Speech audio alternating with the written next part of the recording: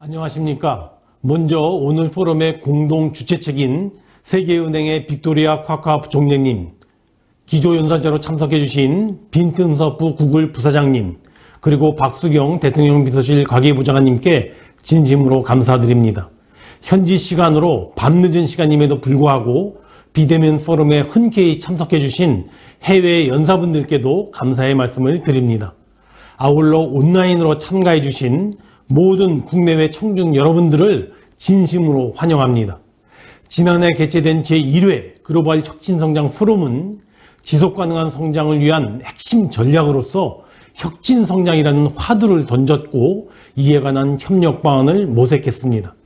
그로부터 1년이 지난 지금 우리는 코로나19가 야기한 경제사회 전반의 근본적 구조적 변화를 경험 중에 있습니다. 첫째로 비대면 전환이 가속화되며 연결의 시대가 성큼 다가왔습니다.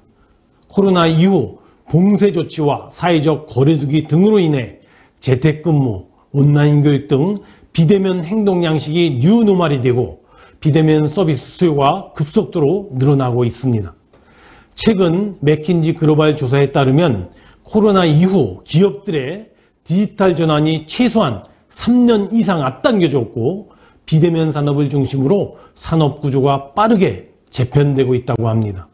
두 번째로 풀어야 할 과제는 한층 복잡해지고 어려워졌습니다.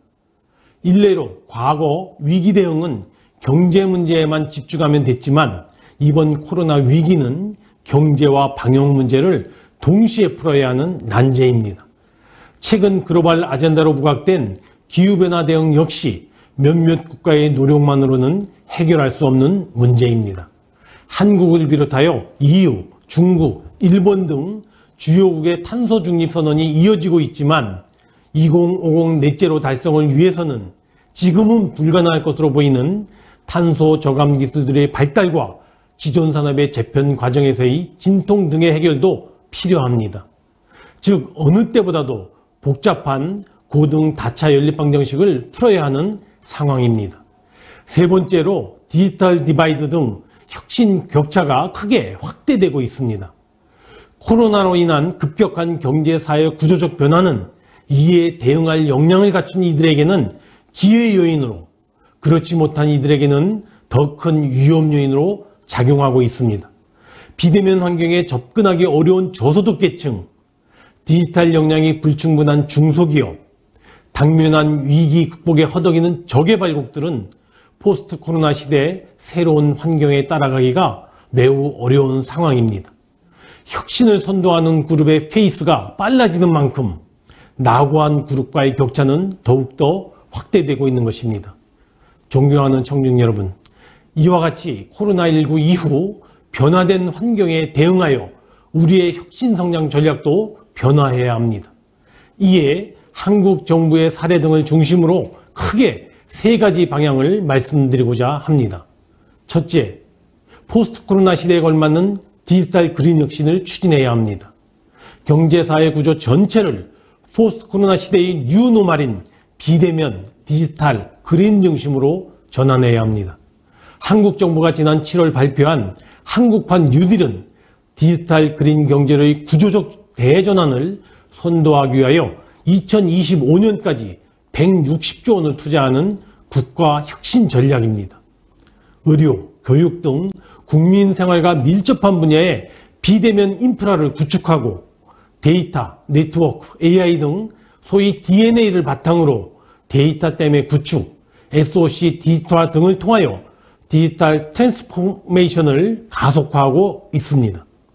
또한 그린 모빌리티 등 녹색 산업의 혁신 생태계 조성, 그리고 신재생 에너지 확산을 위한 인프라의 구축 등을 통해 그린 뉴딜을 추진하고 2050 장기 저탄소 발전 전략, 즉 LEDS도 곧 발표할 예정입니다.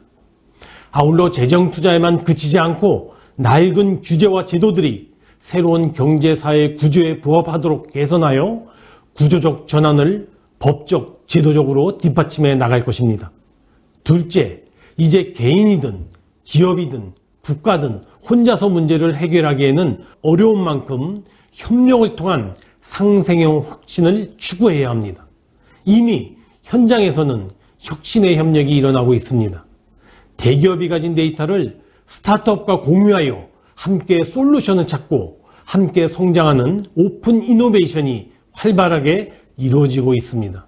한국 정부는 국내외 대중소기업 간 협력 모델의 발굴 지원 등을 통해 상생형 혁신 생태계 구축을 위하여 매우 힘쓰고 있습니다. 특히 코로나로 인한 글로벌 공급망 충격에 대응하기 위하여 소재, 부품, 장비 분야의 국내외 수요 공급 기업 간의 협력 모델을 발굴해 지원해 나감으로써 밸류체인을 빠르게 안정화할 수 있었습니다.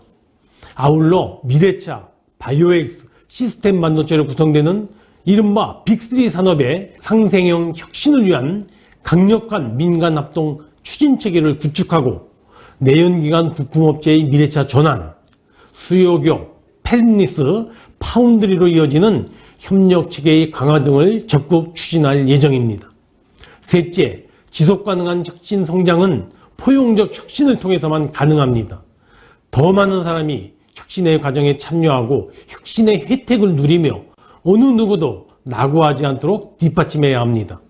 한국판 뉴딜의 세 가지 축으로 디지털, 그린 뉴딜과 함께 사회 안전망 강화를 제시한 것도 바로 혁신의 포용성을 고려한 것입니다.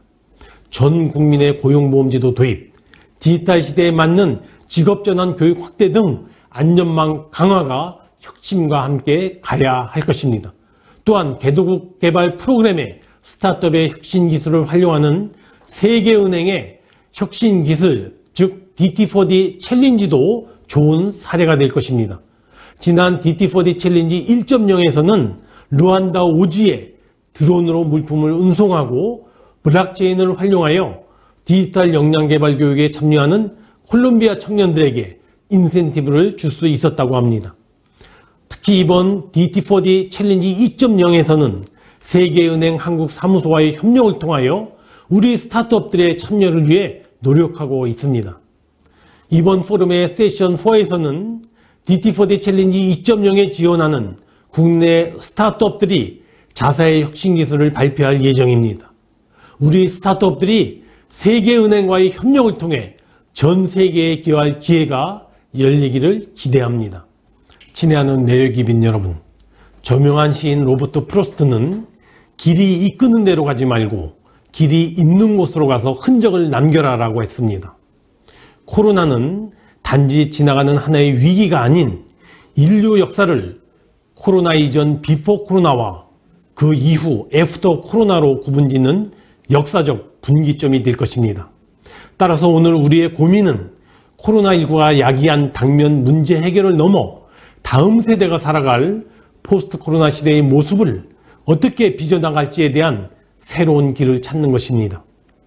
아무쪼록 오늘 포럼이 이에 대한 해답을 함께 모색해 나가는 소중한 계기가 되기를 기대합니다.